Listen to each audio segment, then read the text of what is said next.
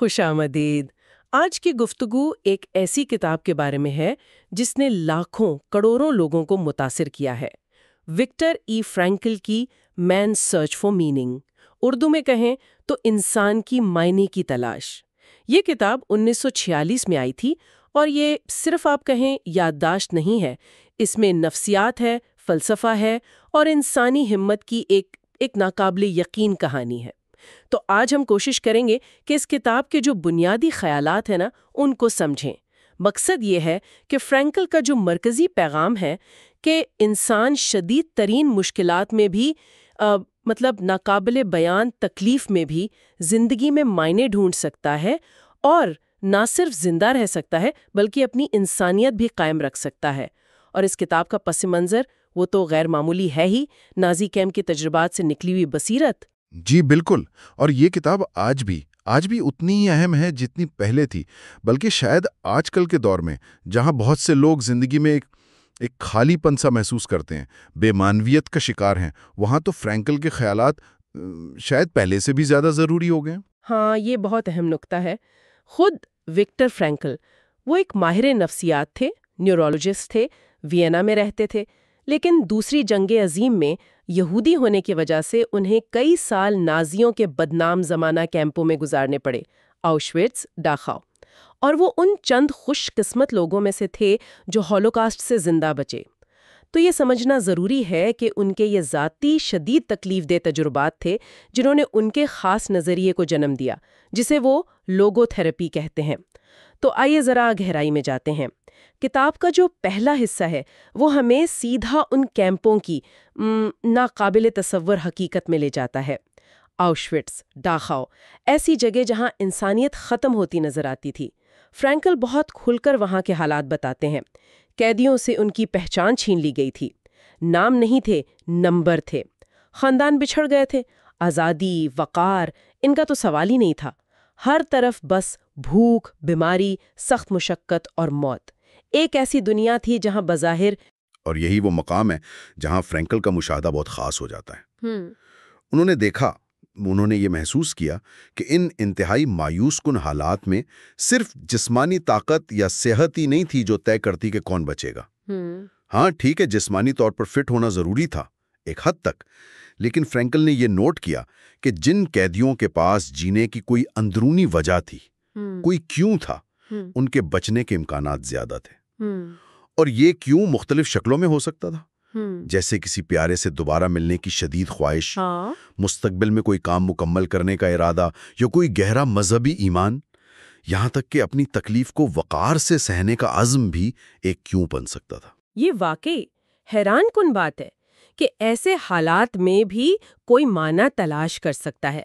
اور یہیں فرینکل کا وہ مشہور قول آتا ہے جو آج بھی لوگوں کو ہمت دیتا ہے: جن لوگوں کے پاس جینے کا کیوں ہوتا ہے وہ تقریباً ہر کیسے کو برداشت کر سکتے ہیں، یعنی those who have a why to live can bear almost any how۔ Camp کے حوالے سے دیکھیں تو یہ صرف فلسفہ نہیں تھا، یہ تو زندگی اور موت کا معاملہ تھا۔ جب آپ کا کیسے، یعنی آپ کے حالات، آپ کی حالت بالکل آپ کے قابو سے باہر ہو، تو بس ایک مضبوط کیوں ہی آپ کو بچا سکتا ہے۔ بالکل، اور یہ بات ہمیں فرینکل کے ایک اور اہم تصور کی طرف لاتی ہے: اندرونی آزادی، یعنی انر فریڈم۔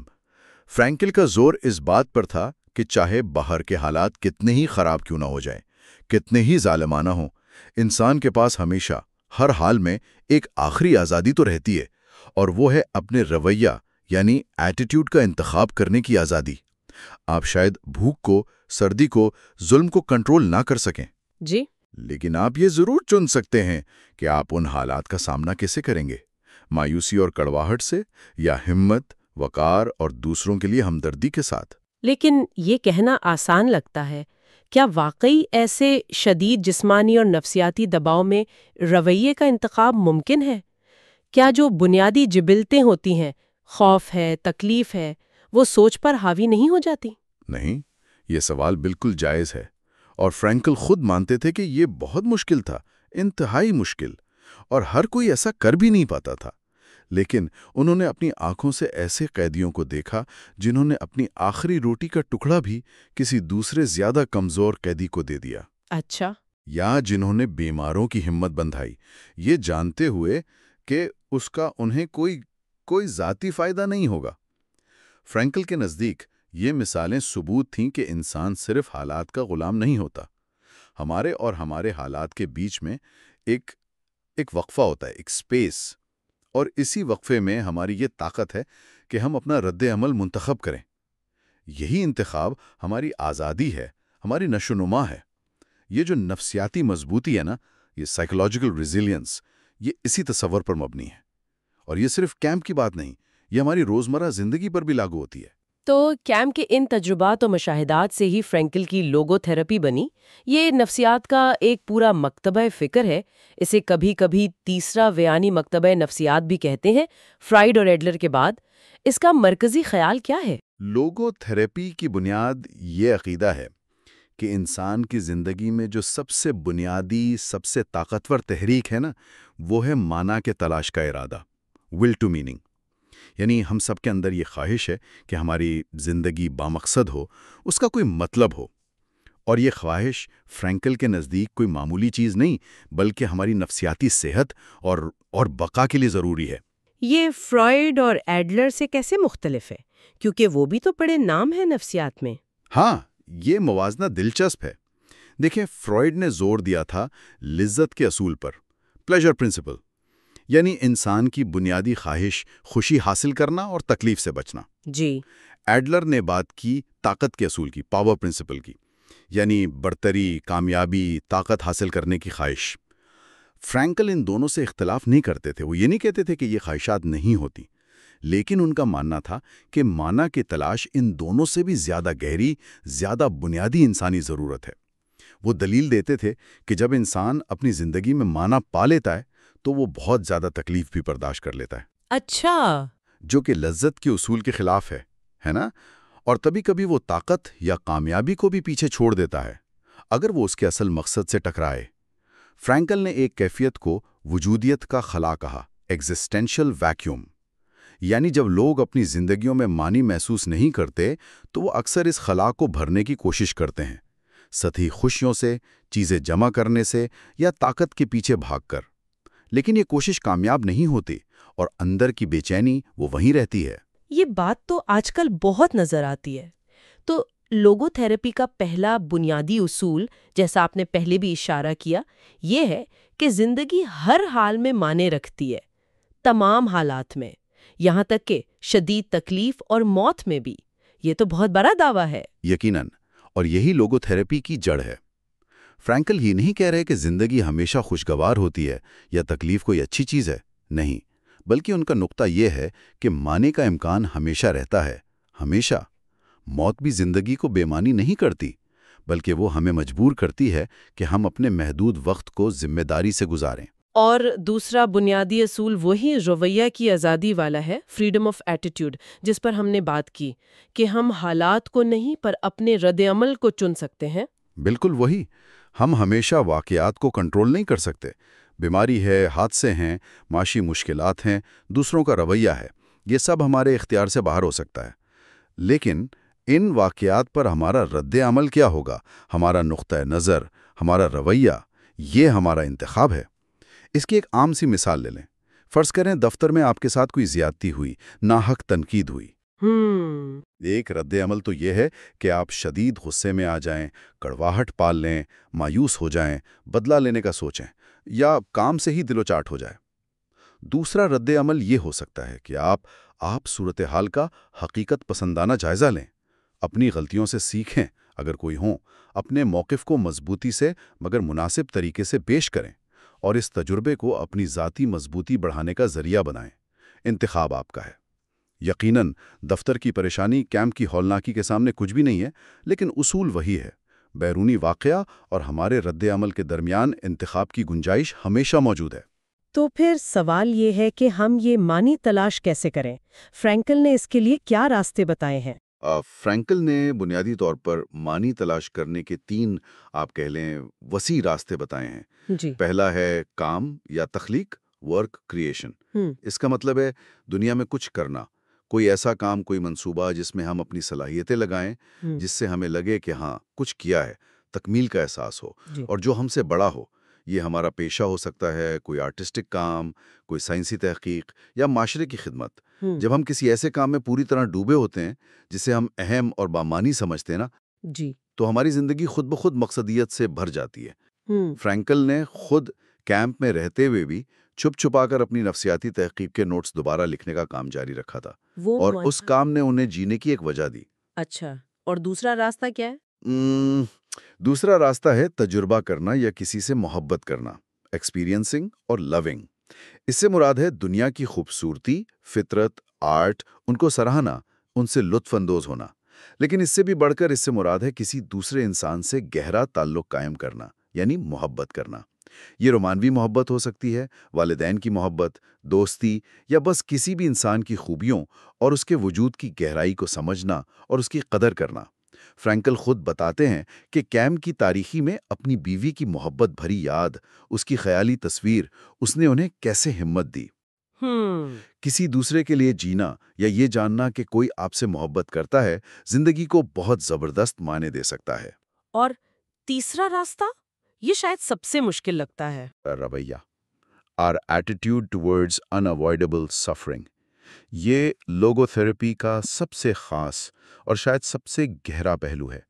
فرینکل کا کہنا تھا کہ اگرچہ ہم زندگی میں تکلیف سے بچنا چاہتے ہیں اور جہاں ممکن ہو اسے کم بھی کرنا چاہیے، لیکن کچھ تکلیفیں ناقابل ہوتی ہیں، جیسے لاعلاج بیماری، کسی پیارے کی موت، یا ایسے حالات جنہیں ہم بدل ہی نہیں سکتے. صحیح. ایسی صورت میں جب تکلیف سے بچنا ممکن نہ ہو، تب بھی ہمارے پاس معنی تلاش کرنے کا ایک آخری موقع رہتا ہے، اور وہ ہے اس تکلیف کو برداشت کرنے کا طریقہ. ہم یہ انتخاب کر سکتے ہیں کہ ہم اس کا سامنا ہمت سے کریں، وقار سے، اندرونی آزادی کے ساتھ. ہم اس سے اپنی روحانی نشوونما کا ذریعہ بنا سکتے ہیں، ہمدردی سیکھنے کا یا دوسروں کے لیے مثال بننے کا. اس طرح تکلیف بجائے ہمیں توڑنے کے، ہمیں اندر سے مضبوط اور زیادہ پختہ بنا سکتی ہے. یہ وہ مقام ہے جہاں تکلیف صرف ایک منفی تجربہ نہیں رہتی، بلکہ ممکنہ طور پر تبدیلی لانے والی ٹرانسفارمیٹیو قوت بن جاتی ہے. یہ واقعی ایک طاقتور سوچ ہے. تو اگر ہم ان تمام باتوں کو سمیٹیں تو کچھ مرکزی خیالات ابھرتے ہیں. پہلا تو ذمہ داری کا تصور ہے، رسپانسبلٹی. ایسا لگتا ہے فرینکل معنی تلاش کرنے کی ذمہ داری پوری طرح فرد پر ڈالتے ہیں. بالکل. فرینکل کے نزدیک معنی کوئی ایسی چیز نہیں جو بس مل جائے گی یا کوئی ہمیں دے دے گا. یہ ہر فرد کی اپنی ذاتی ذمہ داری ہے کہ وہ اپنی زندگی کے ہر لمحے میں پوچھے، یہاں مجھ سے کیا تقاضا کیا جا رہا ہے، میرے لیے کیا کرنا بامانی ہوگا. معنی بہت ذاتی ہوتے ہیں، ہر شخص کے لیے الگ، اور یہ وقت اور حالات کے ساتھ بدل بھی سکتے ہیں. کوئی ایک فارمولا نہیں ہے سب کے لیے. ہمیں اپنے ضمیر کی آواز سننی ہوتی ہے اور اپنے خاص حالات میں اپنا منفرد کردار پہچاننا ہوتا ہے. یہ واقعی ایک بڑی ذمہ داری ہے، یہ کہنا کہ خوشی یا کامیابی نہیں بلکہ معنی کی تلاش اصل مقصد ہے، اور اس کی ذمہ داری بھی خود ہم پر ہے. یہ سوچنے پر مجبور کرتا ہے. دوسرا اہم تھیم وہی تکلیف بطور تبدیلی ہے، سفرنگ ایز ٹرانسفارمیشن. یہ دہرانا ضروری ہے. فرینکل تکلیف کو اچھا نہیں کہہ رہے، بلکہ یہ کہ ناگزیر تکلیف کو بامعنی انداز میں برداشت کرنا انسان کو بدل سکتا ہے. جب ہم اپنی تکلیف میں کوئی مقصد، کوئی سبق ڈھونڈ لیتے ہیں تو وہ نہ صرف قابل برداشت ہو جاتی ہے بلکہ ہماری شخصیت کو گہرائی دیتی ہے. اس کے ساتھ ہی امید اور مستقبل پر توجہ کا خیال جڑا ہے، ہوپ اینڈ فیوچر اورینٹیشن. جی. فرینکل نے صاف دیکھا کہ کیمپ میں جن قیدیوں نے مستقبل کی امید چھوڑ دی تھی، جن کا کوئی کیوں نہیں رہا تھا، وہ جسمانی اور نفسیاتی طور پر جلدی ٹوٹ جاتے تھے. مستقبل کا کوئی تصور، چاہے وہ کتنا ہی دھندلا کیوں نہ ہو، جیسے اپنے پیاروں سے ملنا یا کوئی ادھورا کام مکمل کرنا، یہ زندہ رہنے کے لیے ایک لائف لائن تھی. اور پھر بار بار وہی انسانی آزادی کا بنیادی نقطہ، ہیومن فریڈم، حتمی آزادی اپنا اندرونی رد عمل منتخب کرنے کی ہے. جی ہاں، فرینکل کے لیے یہ انسان ہونے کا جوہر ہے. ہم حالات کے غلام نہیں ہیں. بدترین حالات میں بھی ہمارے پاس انتخاب کی طاقت رہتی ہے. یہ طاقت ہم سے کوئی نہیں چھین سکتا جب تک ہم خود اسے چھوڑ نہ دیں. تو ان سب کا کلیدی نتیجہ کیا ہے؟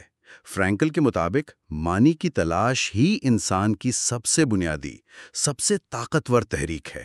یہ ہمیں چلاتی ہے، زندہ رکھتی ہے اور مشکل ترین حالات میں بھی اپنی انسانیت قائم رکھنے میں مدد دیتی ہے۔ آپ نے پہلے وجودیت کے خلا کا ذکر کیا تھا، کیا مایوسی یعنی ڈسپیئر کا تعلق اسی بے معنویت سے ہے؟ فرینکل کے مطابق مایوسی اکثر بے معنی تکلیف سے پیدا ہوتی ہے۔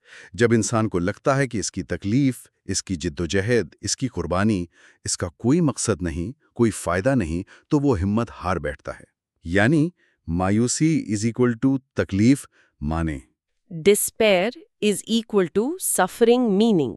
لیکن اگر تکلیف میں مانے کا عنصر شامل ہو جائے، D is equal to S plus M, تو انسان حیران کن حد تک برداشت کر سکتا ہے۔ اور یہیں فرینکل نے زندگی کے بارے میں ہمارے عام نقطہ نظر کو بھی چیلنج کیا۔ ہم اکثر سوچتے ہیں، میں زندگی سے کیا چاہتا ہوں، مجھے زندگی سے کیا ملنا چاہیے، ہے نا؟ ہاں بالکل۔ فرینکل کہتے ہیں کہ سوال الٹا پوچھنا چاہیے۔ سوال یہ ہے کہ زندگی مجھ سے کیا چاہتی ہے، زندگی مجھ سے کیا توقع رکھتی ہے۔ یہ نقطہ نظر ہمیں اپنی خواہشات پر فوکس کرنے کے بجائے ہماری ذمہ داریوں پر، ہمارے کردار پر اور ہمارے ممکنہ کردار پر غور کرنے کی دعوت دیتا ہے۔ یہ ہمیں حالات کا شکار ہونے کے بجائے ایک فعال کردار ادا کرنے والا بناتا ہے۔ زندگی مجھ سے کیا توقع رکھتی ہے، یہ واقعی سوچ کا زاویہ بدل دینے والا سوال ہے۔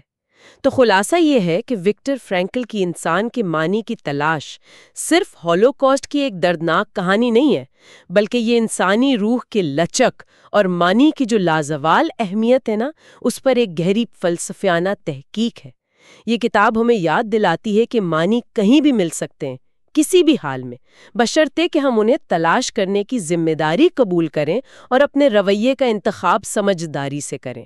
یہ زندگی کے جو چیلنجز ہیں، جو آنے ہی آنے ہیں، ان کا سامنا کرنے کے لیے ایک طاقتور ذہنی ڈھال دیتی ہے۔ بالکل۔ اور اس گہری گفتگو کے آخر میں سننے والوں کے لیے ایک آخری نقطہ غور کے لیے چھوڑنا چاہوں گا، جو براہ راست کتاب سے تو نہیں لیکن اس کے جوہر سے بالکل جڑا ہوا ہے۔ فرینکل نے معنی تلاش کرنے کی ذاتی ذمہ داری پر اتنا زور دیا ہے نا؟ جی۔ تو اس بات کو ذہن میں رکھتے ہوئے شاید یہ غور کرنا ایک مفید مشق ہو کہ اس وقت آپ کے اپنے خاص حالات میں، آپ کی ذاتی زندگی، آپ کے تعلقات، آپ کا کام، آپ کے چیلنجز، یہ سب مل کر آپ سے کیا تقاضا کر رہے ہیں؟ وہ کون سی منفرد ذمہ داریاں ہیں جنہیں صرف آپ پورا کر سکتے ہیں؟ وہ کون سے موقع ہیں جہاں آپ محبت، تخلیق یا ہمت دکھا کر اپنی زندگی کو زیادہ معنی بنا سکتے ہیں؟ یہ فرینکل کے اس سوال، زندگی مجھ سے کیا توقع رکھتی ہے، کو اپنی ذات پر لاگو کرنے کی ایک عملی دعوت ہے۔ اس فکر انگیز اور بصیرت افروز گفتگو کا وقت یہیں ختم ہوتا ہے۔ آئندہ ملاقات تک کے لیے اجازت۔